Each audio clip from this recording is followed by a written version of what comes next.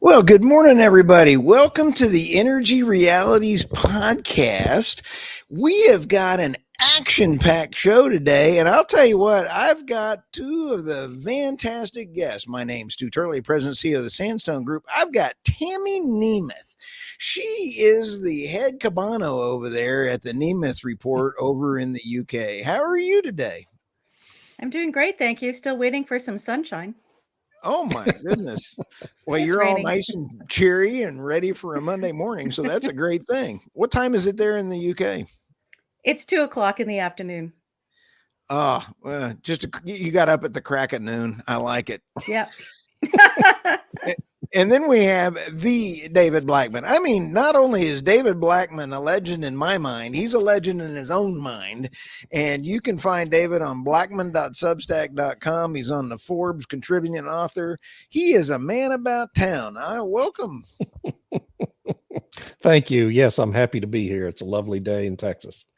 I'll tell you what, we got a heck of a schedule talking today here. We got some stories, and our topic today is NATO and energy security. And if I can offend anybody today, I sure will, because we've had a lot of things going on around here.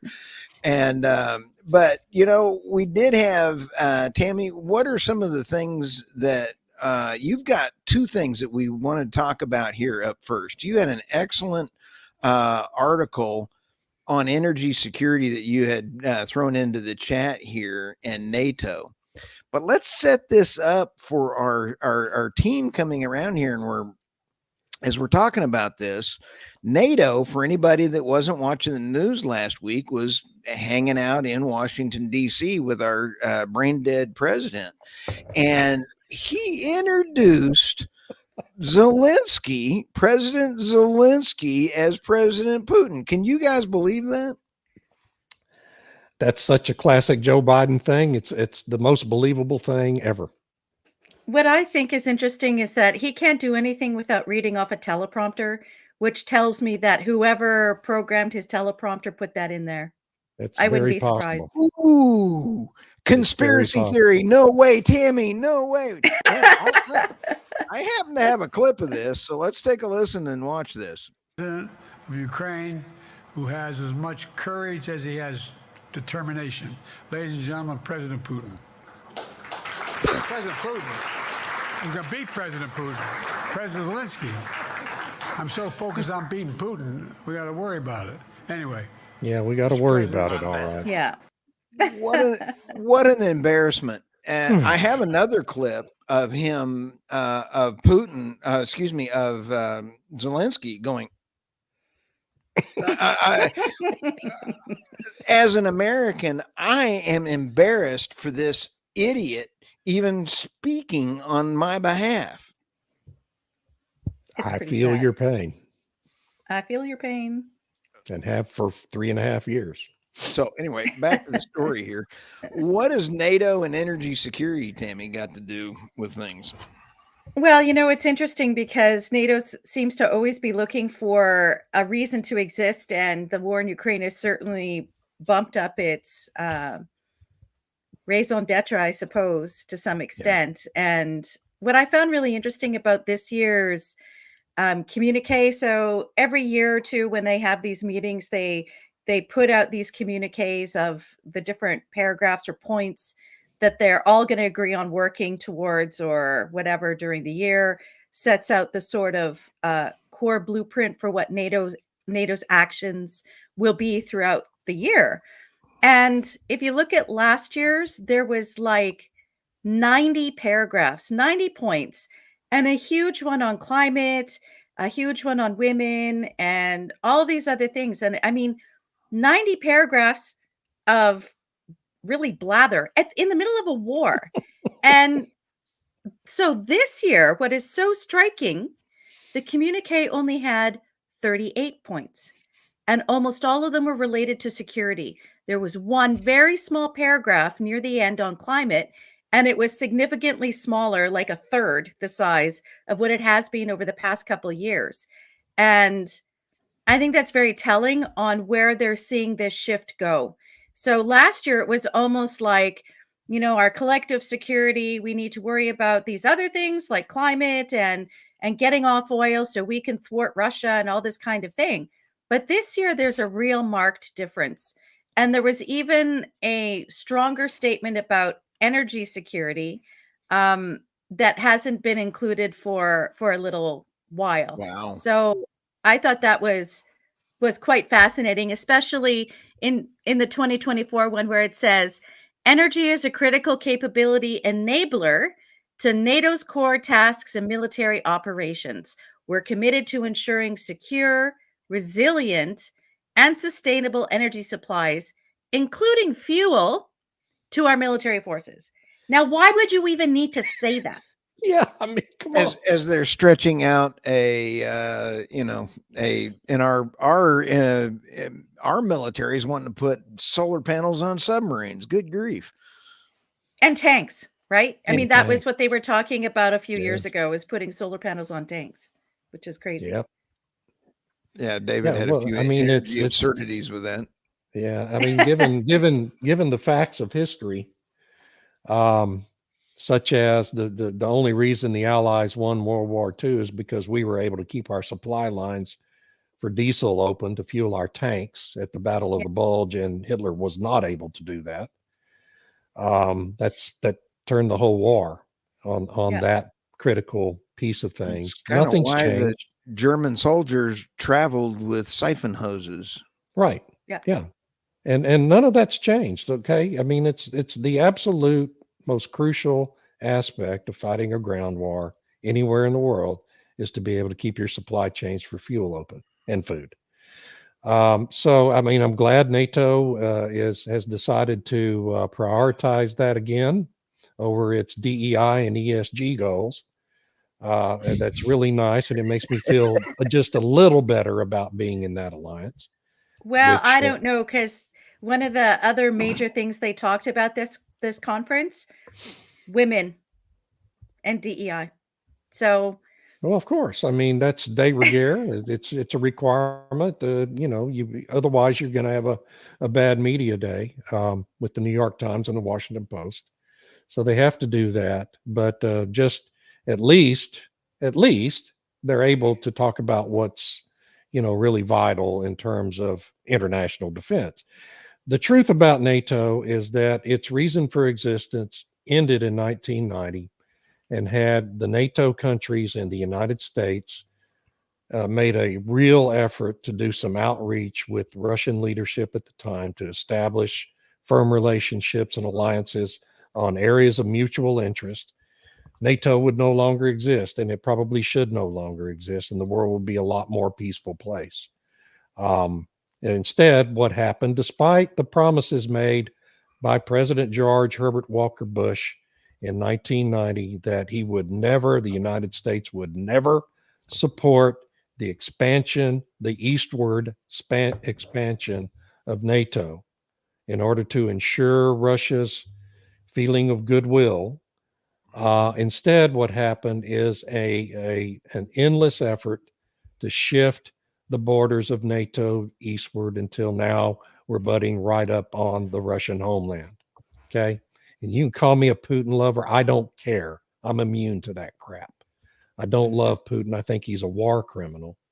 But if we don't recognize the provocation inherent to the eastward expansion of NATO to the Russian border, to the border of a country whose people have been completely paranoid for eons, then we are stupid people who don't understand reality. So, I mean, I'm glad they're talking about energy security. It's vital. But the reality is, the entire NATO exercise has turned in to really little more than an excuse to keep the military industrial complex in business. And that's my opinion. That's my rant for this morning. I'm in a bad mood. No, this is not your only rant, David. Yeah, it's Sorry. first rant. Rant number one. Rant number one. And I tell you, Tammy, I think that I agree. I do a lousy Putin imitation. I love Irina when she goes, I know. your Putin imitation is so bad. I sound like a gangster or a mobster rather than, Putin. I don't sound anything like him, but I'll tell you, I tell you, we need to not support NATO. NATO does not need support. I'm sorry. UN, NATO, who, bye, get out, go away. Sorry. Well, that was succinct. That was my rant. Okay. Okay, go ahead. Well, back in, I forget if it was 2018 or 2022, NATO was talking about having greater integration with the United Nations. And I thought, so what does that mean? Why would they be entertaining that idea? And what's interesting, it must have been after 2018, because it was like, as long as Trump was in power, there was none of this talk about climate and stuff like that. And it was only after he was gone that they started including these references to climate more prominently in the various NATO communiques and whatnot. I think they were still working on that climate aspect before, but it was really not as elevated as it became after he left, and as you have the EU take its stronger moves with the Green Deal. Take a look at the articles that are coming around where NATO is wanting to expand into Asia. Why? What? Yeah. What and the could Middle possibly East go wrong there? This is a organization that was there for a reason. And I again, as David just said, I am not a Putin fan of his actions, but he does do Russia first. He's taken Russia to what I believe the fourth most prosperous country in the world per capita income now. When you take a look at that, he has been under attack for that. Was he justified in invading Ukraine? I'm not even going to talk about that because I think it's wrong. On the other hand, when did he attack Crimea? It was under Obama. When did he attack Ukraine? Under President Biden. The man knows when he should attack and when he shouldn't. But why did he attack? And it turns out Ukraine turns out to be a crime scene.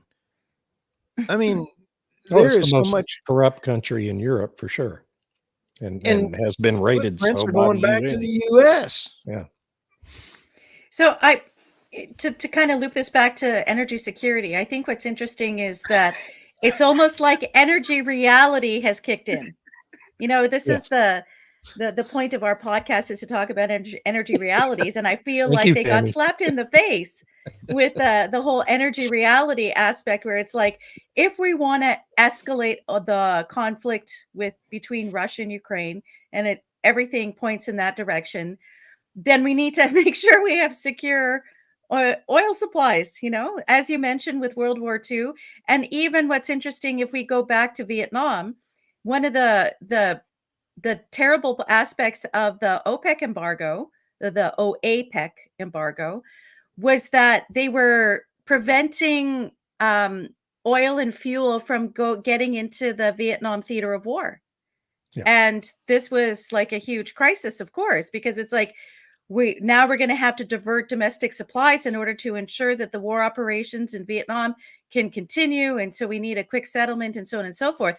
So is that this energy reality kicking in, where it's like, okay, look, if we want to be able to conduct this war as NATO is doing, they can want to call it a defensive operation, whatever, you still need those fuel supplies, even if you're on defense, whatever. So gone are maybe the solar tanks, and we're back to wanting to secure those supplies, maybe. Yeah, and it's been really interesting too.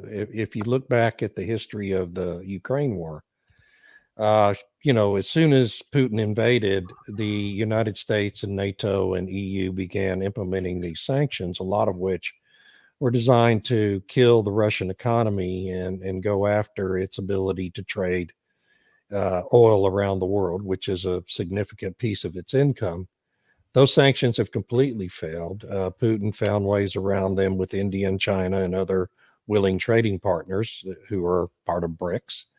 And what has happened over these 2 years and 5 months is that the BRICS alliance has suddenly become the largest trading alliance on earth in terms of gross domestic accumulative gross domestic product of the member countries. They exceed the G7 substantially now, and are only going to continue to grow as BRICS continues to add members. So the effort by the U.S. and NATO to damage Russia's own energy security have been futile, basically. And Russia is probably more energy secure today than it was in February of 2022. What I put up the NATO's climate plan there because this is really interesting. When you read it, they have a little blurb about what Russia's doing to fight climate and what China's doing. And they put forward in a very negative fashion that Russia's Wow. focus is on adaptation. So Russia's not trying to mitigate climate change. They're trying to adapt to it. And so they have these different kinds of icebreakers. They're doing these different kinds of things in the more Arctic regions. They're finding ways to adapt to changes in permafrost and whatnot. And then when they talk about China, they say, oh, but China is a little bit better because they're doing both adaptation and mitigation. But what's interesting there is that now they can say, if you support adaptation, you're acting like Russia. Right. Yeah. Which, and by the way, what is adaptation? It's what the human race has always been good at doing. Always done. Right. Exactly. It has always done. Wow. And because climate has changed across history. I mean, it recorded history.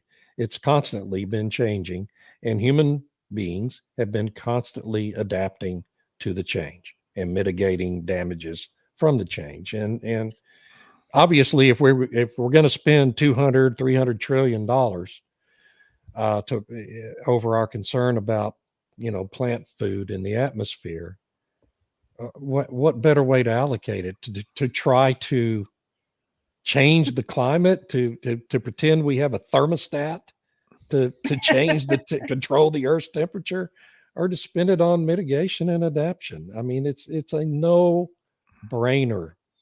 But spending it on mitigation and adaptation will not create the single greatest transfer of wealth in human history. And that's really what these efforts to control the climate are all about. Yep. Wow. And that's rant number 2 for today. We're chalking them up there. I shut this down, didn't I, man? Well, Tammy, let's take a look at your other 2 here. Speaking of security, Biden talks tough about NATO, but his energy policies tell a different story. That was an interesting story.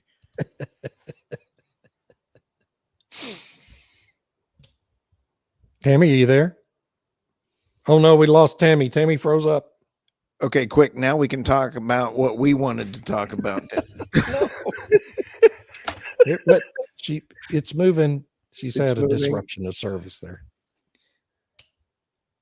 Why don't you go to my headlines and we'll all right. We'll come back to Tammy here in just a second. Or your headlines, either one. Let's go to yours. Okay, here we go. These are headlines for the week. Boy, have we got some headlines. The top one: data centers gobbling up existing nukes threatens grid decarbonization goals. That is a piece written at the NRDC website. Okay. The Natural Resources Defense Council, a radical left-wing activist group, climate alarmist group, who in 2022 boasted about their key efforts, their central role in shutting down the Indian Point nuclear plant in New York State. Okay.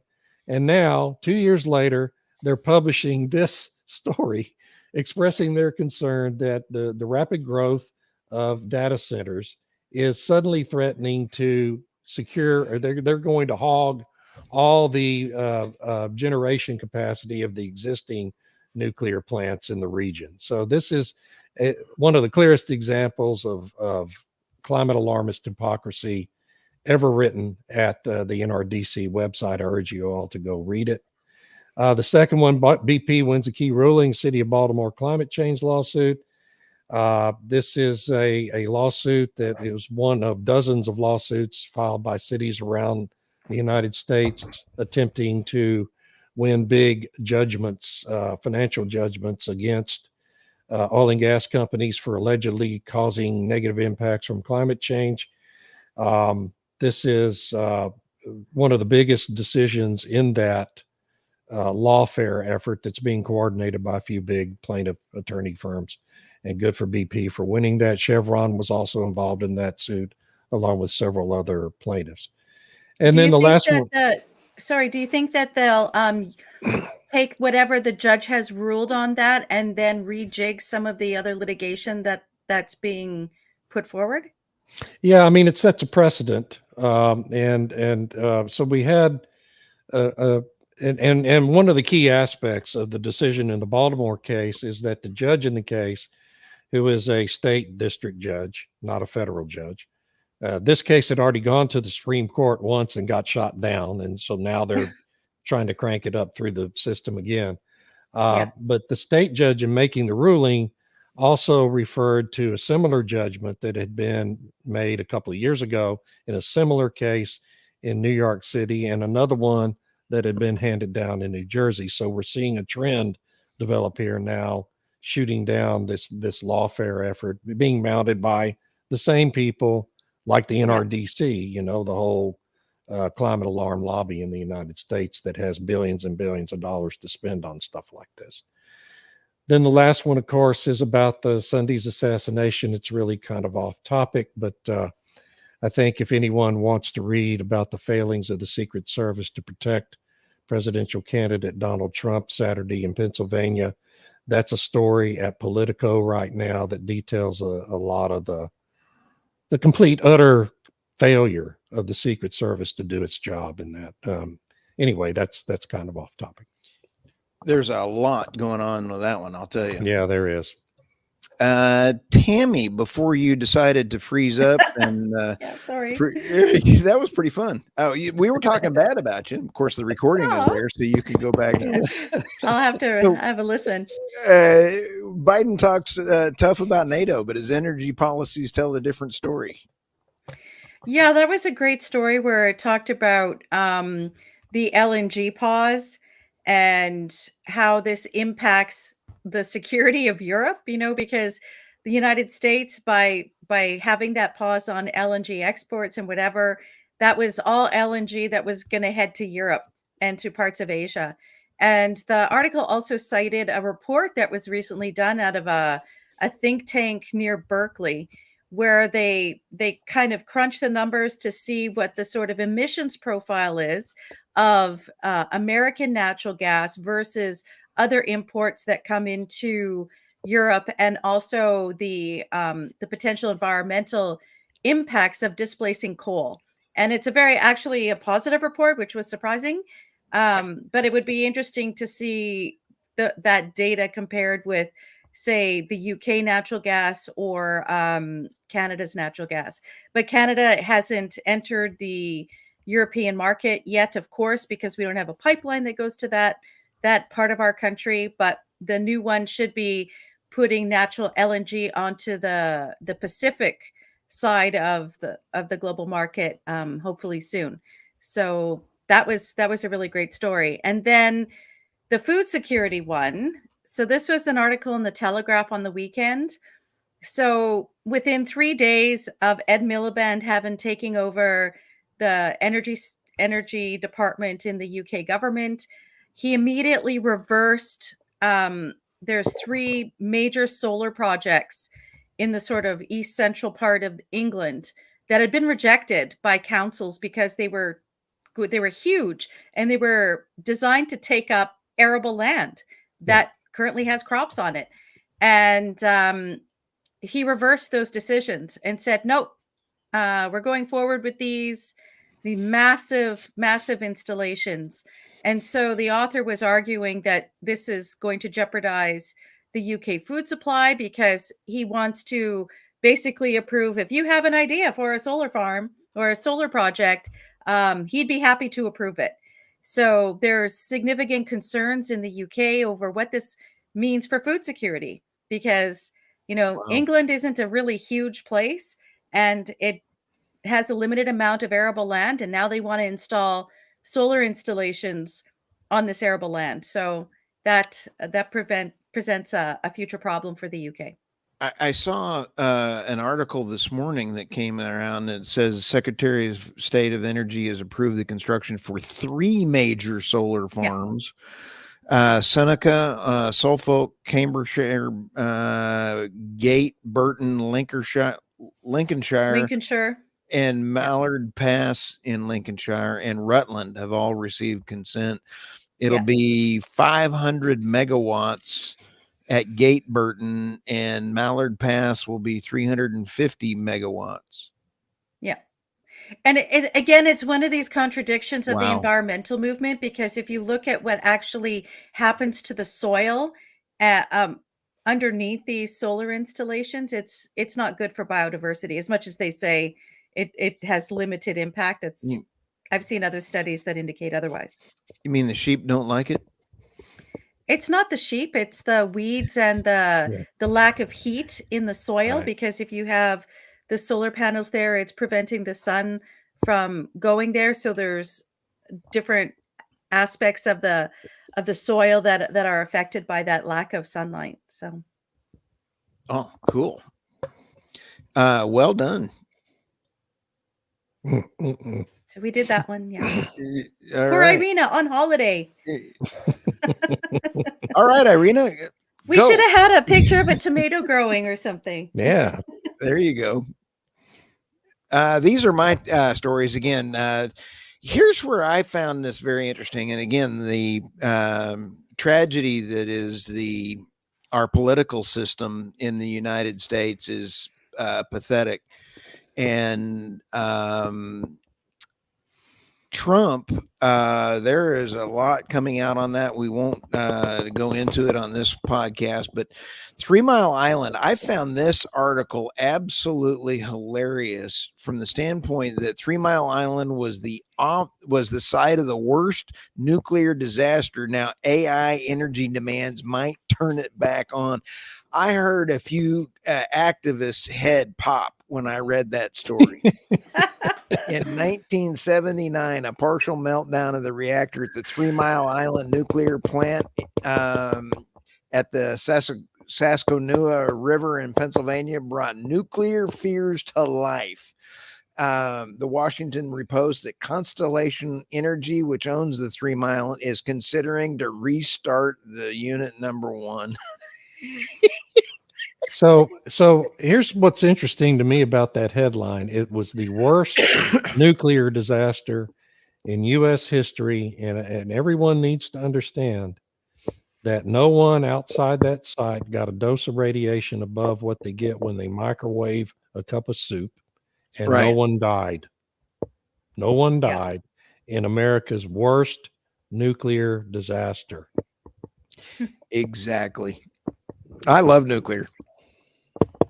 I think it's fantastic. And I think, though, that here, we talked about this a little while ago, and I think AI is taking net zero and throwing it in the trash. Excuse me, but net zero is not going to happen because of AI and the demands that big tech are putting on the grid. Right. Personal opinion. And it's going to cause, it's going to cause we were going to end up going to nuclear in any event. Okay. Eventually, this is going to speed that process up. Anyway, go ahead, Tammy. I agree. However, I think the whole purpose of AI right now, the way the governments are thinking about it, is to be able to implement net zero more quickly, more efficiently. And so they're happy to, that's what they say, right? Because you need these different elements to monitor and process what we're all doing and to manage it. And so what my concern is with nuclear and AI and all this kind of thing is that they would want to have to be able to manage the grid properly, the different elements of the grid need to be connected via internet or whatever, which then creates a whole new cyber security problem. And if you thought that the potential for a meltdown or whatever from a nuclear power plant was a problem before, now it's connected to the internet.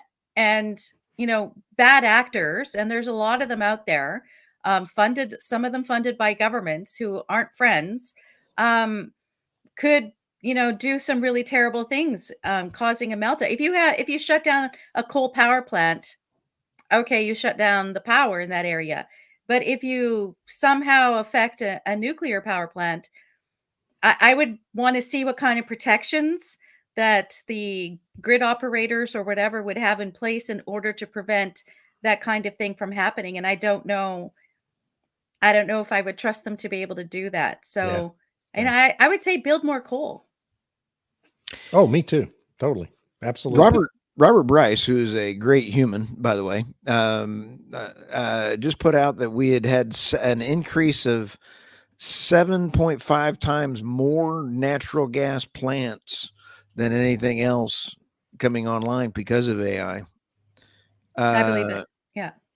You're talking about proposed new builds and installed. Yes. No, that have come online. I mean, it takes 3 to 5 years to. No, he's talking microgrid. Like, I'm guessing, is that what he means? That it's not actually plugged into the larger grid, but it's just there to be fueling the AI. Is that what you're saying?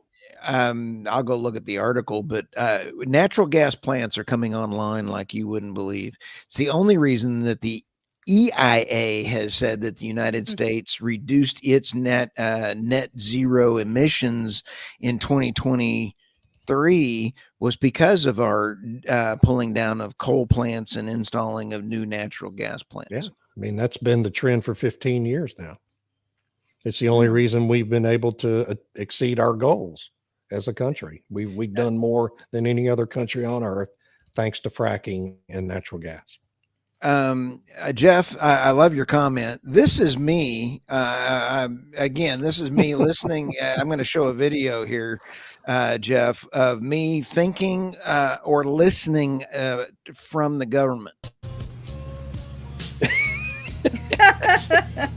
This is what's going on in our world So right Stu now. spent his weekend. Yeah, we got aliens going on. We got tanks going by. You know, this is the way I look at the world anymore. You know, but that comment from Jeff Chestnut is absolutely right, and the Secret Service is the prime example that we saw over the last couple of days. But again, that's an aside. Jeff brings up Good an point, excellent Jeff. point, and I don't understand the UK and its interconnect, and you now have Irna has, and I have laughed about on the podcast, and that is the hydrogen highway that billions of dollars are going in. And I'm over here going, that's a bomb waiting to happen. Maybe Talk about a boondoggle. Yeah, I don't get it. So it's just such nonsense. But see, that's what they need the AI for. And this is the argument that they make in the EU and the UK is that they need AI to be able to manage all those interconnects with the variability of wind and solar. So I love Patrick because Devine, they'll be able by the way. to do all that stuff quicker than people telling people to ration.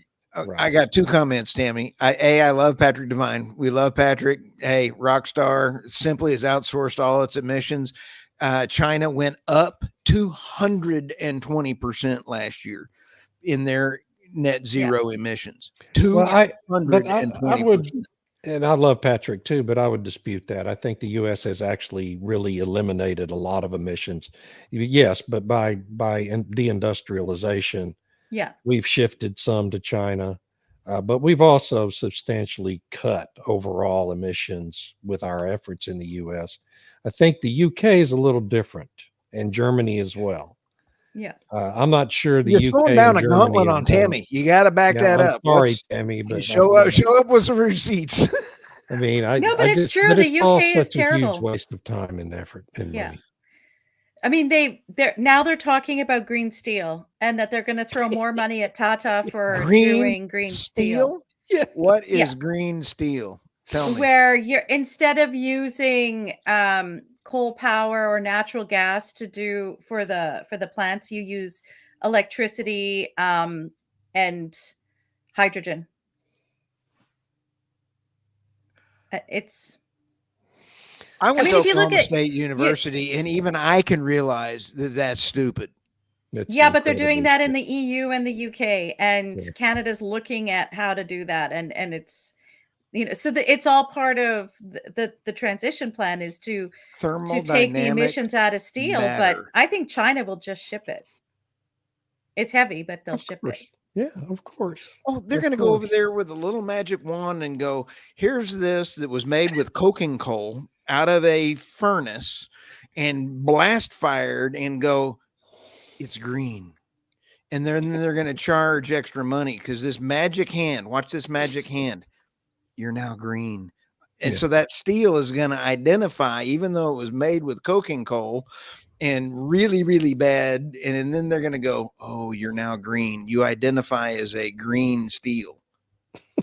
Well, part of the EU carbon border adjustment mechanism is that when goods are coming into the EU, you have to put the geographical coordinates of the power plant that you received your energy from. So, right. So let's say you're China and you're like, okay, EU, and they give some kind of geographical coordinate. And it's because they have these big wind farms all over the place. Wow. So how would you even know for sure that that's the power that actually went to that plant? And who's going to audit that? Are you going to send in some Westerner into China to verify the coordinates and data that you're receiving from China? But then there's suckers in Canada who will go, oh yeah, okay, this is our geographical coordinate. Please send in your KPMG auditor, you know. Trust, you know, Wow. we're so great, and we won't have anything, and China will just be. Can I ask both of you a question? With the stuff that's going on and going through these podcasts, the mainstream media is absolutely horrific. I mean, we saw Yeah. that with there was a wonderful Brit that we were talking about, Tammy, that was talking about the assassination and how bad it was. She was a Royal Marine officer. Love her. I follow her on Twitter. She is absolutely wonderful. But yet the one of the British things out there, the publication said Trump slipped off of the stage, and she goes, he was bloody shot. So we have mainstream media, and I think that's why podcasts such as the Energy Realities and the Nemeth Report and David Blackmon and mine are doing so well, as people are tired of this.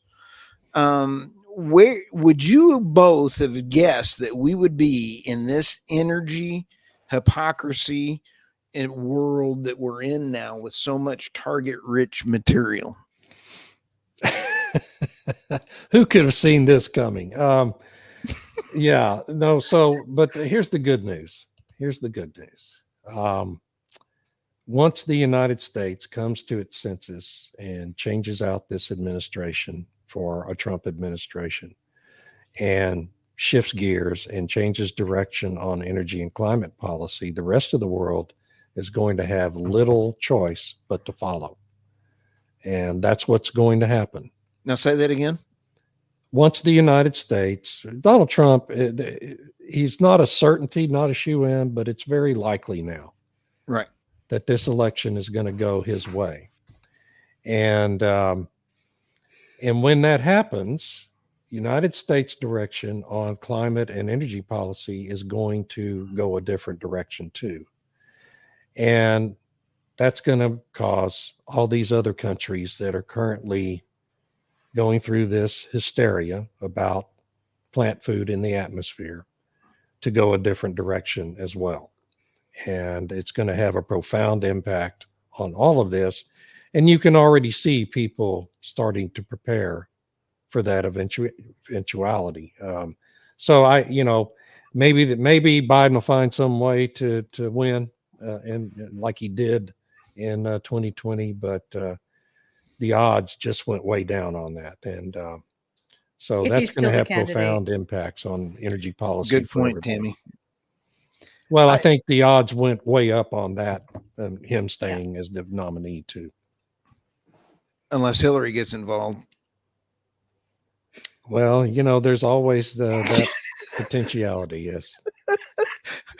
maybe That's off topic as well. That's a little off topic, Stu. It is, but maybe Obama called Hillary and said, "I need some of your people." I don't know, but there was a joke waiting there. But I'm not. Does anybody know whose Trump energy advisors are? I reached out, Patrick. That is a great question, and I have reached out to several folks that are in his pool, and am working on trying to get to that area. So the answer is I'm trying to get an interview in that realm. I'm like right there. So that's a great question. To be fair to the UK, I bet that newspaper that was referenced by that person, Stu, was The Guardian, because The Guardian is super left wing and they follow what CNN does, and I think it was CNN that had the statement that Trump fell off. He fell down and the Secret Service had to carry him off. Yeah. And whatever. But the Daily Mail, the Telegraph, and some of the other ones were spot on of what was happening. So right. And Patrick, I'll let you know as soon as I hear back from him. So yeah, well, that could be a podcast episode later, is the energy platforms after the candidates have been decided or whatever. We could talk about that. This brings up a fabulous question for both of us. We have a few more minutes here, and that is the North Sea for the UK and Europe is very, very important. But as an investor, I invest in oil and gas, and I work on deal evaluations and strip apart whether or not it's a good deal. Right now, my investments are making 30% on money back. That being said, I'm very picky on what money I put in those.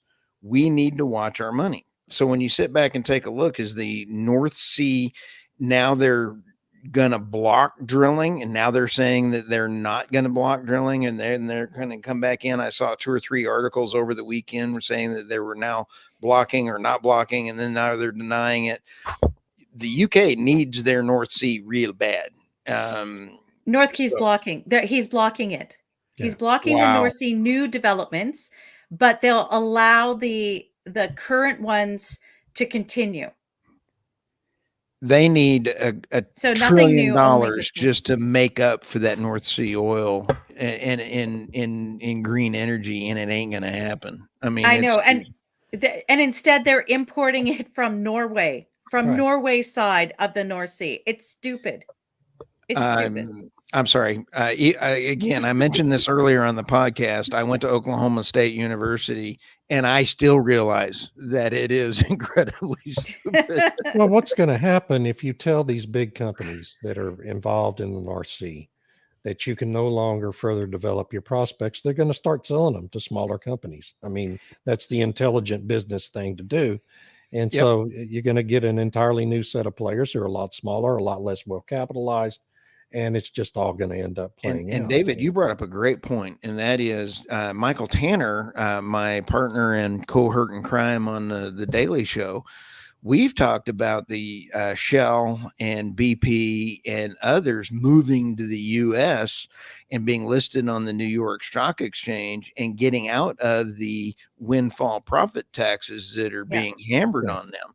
Yeah, so they're the UK is really, so David, your point about Trump winning is going to change. It's going to impact the world in energy. It's going to hit the finance. It's going to hit the world. But as an investor, is where I was going with this is whenever Trump was in office, oil prices were lower. And it's because he did do drill, baby, drill. And it went on. So as an investor, I made less money under Trump, but I had more spending money because I had less inflation and better management. Which do I want? Yeah. I'll take this one with lower oil prices every day.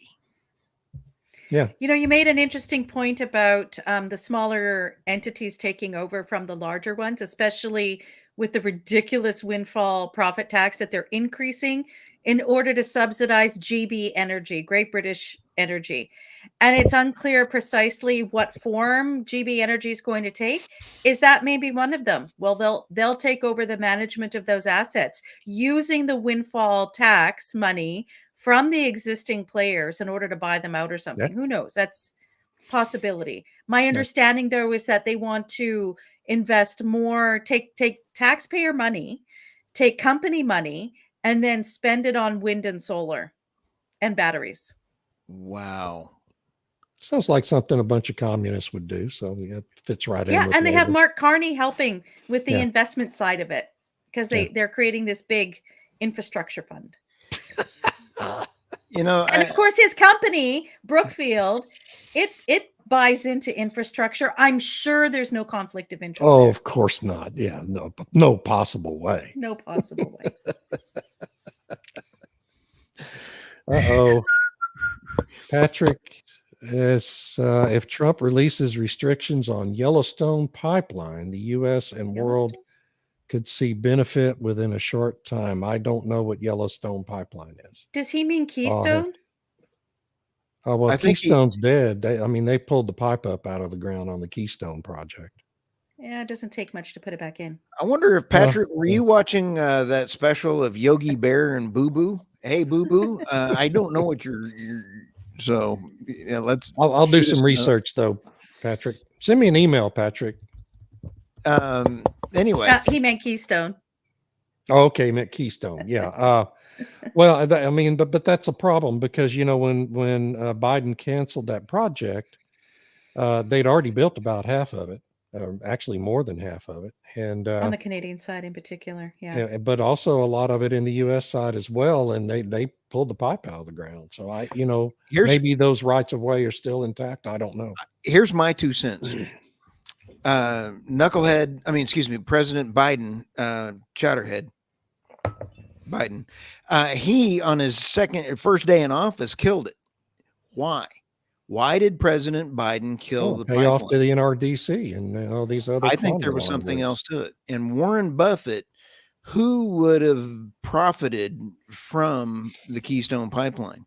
Warren Buffett takes the oil sands, which we need badly. The railroad. And he is big into railroad and he makes big bucks. Who contributed to the Biden administration?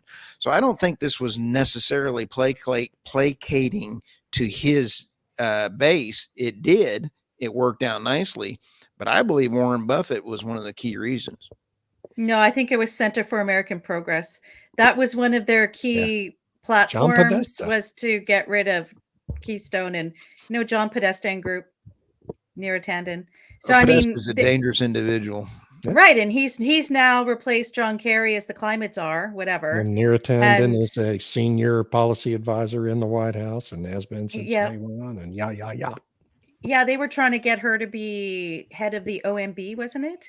Mm-hmm. And she got rejected during confirmation Thank God hearings. the Senate refused to approve her. She's No crazy. Talk about so I think that had more to do with it than. And there's other big funders like Bloomberg and whatnot who demanded it. So I'm not sure if that is a booger on the table from Patrick Devine or if that is coffee. Oh, that's a coffee cup. Okay. I'm pretty sure that's what it is. I was a little worried about what that was. Yeah, I was like, if you lost your eye, Patrick, blink twice. All right. So with that, next week, Irina is out next week again. Is she out traveling? Oh, Tammy's out she's next back, week. but I'll be out. Oh man, I can't wait to pick on you. So with that, Tammy, people can find you on LinkedIn and the NemethReport.com. What have you got coming around the corner this week? This week I have nothing because I'm just getting ready to go on a short break, leaving on Sunday or something. So Okay, need more coffee. See you, Patrick. More coffee. David, Bye, Patrick. yeah, we love Patrick. What else you got, David? Well, I'm so obsessed with this assassination attempt right now. I'm not sure how much energy writing I'm going to get done this week. Well, why don't you and it's just I such schedule one for later this afternoon? Yeah, and let's do that. Let's do one where it's no hold barred and have some fun. How's that? Let's do it. Let's do it. All right. Thanks, everybody. We appreciate Thanks, everybody. everyone. Thank you for listening to the Energy Realities podcast. We'll see you guys next time. Thank you. Bye.